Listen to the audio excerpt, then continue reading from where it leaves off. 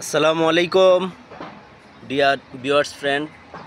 আপনারা যে গাছগুলো দেখছেন এগুলা অনেকেই আপনারা হয়তো চিনেন। এগুলোর নাম টক পাতা বা ম্যাট্টাস পাতা, বা স্থানীয়ভাবে বিভিন্ন স্থানে এই গাছগুলার বিভিন্ন নাম রয়েছে। আর এই গাছগুলার বিভিন্ন গুণাগুণও রয়েছে। এগুলা ডালের সাথে যখন দেওয়া হয় তখন ডালের স্বাদ বৃদ্ধি হয়। তাছাড়া যে টক তৈরি করা বা খাটাই বলা হয় বিভিন্ন জায়গায়, খাটাই তৈরিতেও এই গাছের পাতা ব্যবহার হয়।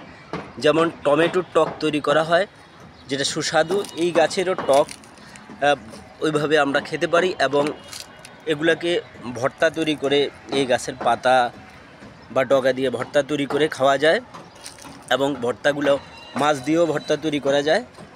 এগুলা আপনারা দেখছেন অনেকগুলো গাছ রয়েছে এখানে।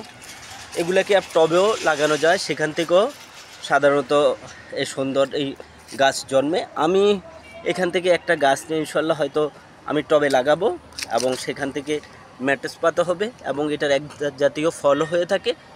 এবং এটা যখন অনেকগুলো শাখা বের হয় এই গাছের পাতা বা ডগা থেকে, তাই আপনারা চাইলেও আপনারা এই ম্যাট্টাস পাতা অথবা টক পাতা আপনারা টবে লাগাতে পারেন। এই গাছ সংক্রান্ত যদি কোনো প্রশ্ন থাকে আপনারা কমেন্টস করে জানালে আমি ফ্রি হয়ে উত্তর দেওয়ার চেষ্টা করব। সবাই ভালো থাকবেন, বেশি বেশি করে গাছ লাগাবেন। ধন্যবাদ।